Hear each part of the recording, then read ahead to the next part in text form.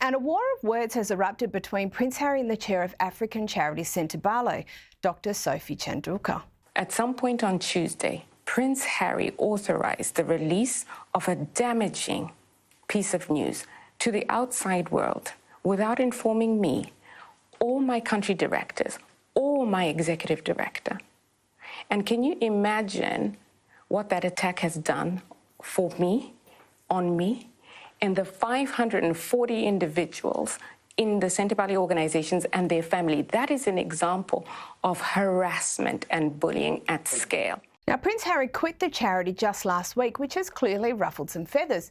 Now, we've spoken about Sentebale on the show before. It was co-founded by Prince Harry back in 2006 with the aim of helping children and young people in Lesotho and Botswana, particularly those affected by HIV/AIDS. One of the big issues has been the dependence of Africa and Africans on aid.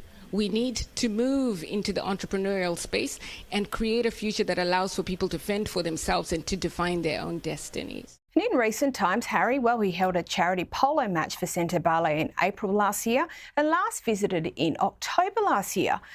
But in November, its charity director, Baroness Linda Chalker, she resigned after 18 years. And in December, its CEO, Richard Miller, he also resigned. Things have evidently not improved. To discuss this some more, I'm joined by Royal Editor for the Daily Mirror, Russell Myers. Russell, the back and forth of allegations regarding Sentebale continues. Now, what's happened and what's the latest? Well, indeed, Caroline.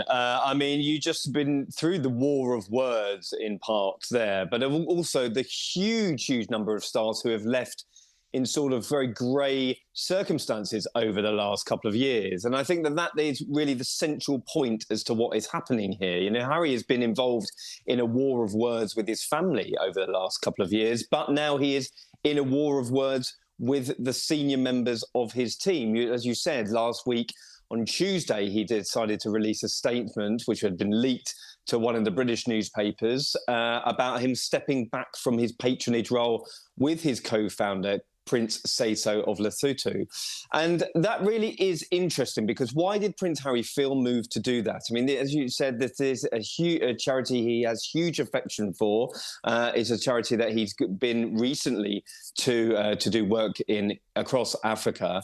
And the fact that the chair of the Board of Trustees is engaged in this war of words is potentially damaging for Prince Harry. Sophie Chandauka is an Oxford-educated lawyer. She has been on British television over the last 24 hours, and she is now accusing Prince Harry of using harassment and bullying at scale. She also accused Harry of trying to use the Sussex machine against her, and that stems from those pictures we were just seeing of that charity polo match, which was last April in Miami, where there was a bit of an awkward moment where Meghan was handing over a trophy to Prince Harry's winning team. Sophie was there as well, and Meghan appeared to sort of shoo her out the way, to ask her to move along. Prince Harry apparently then, according to Sophie Chandauka, asked Sophie to get involved, to speak to the press and say that there was no issue, and she refused, saying that she didn't want to be involved in such a spat. So there is definitely allegations on both sides here. And I think that this ugly situation that has unfolded is certainly not over yet, because Prince Harry will no doubt want to respond to these claims of bullying and misogyny. And it's quite difficult to see where it will end up.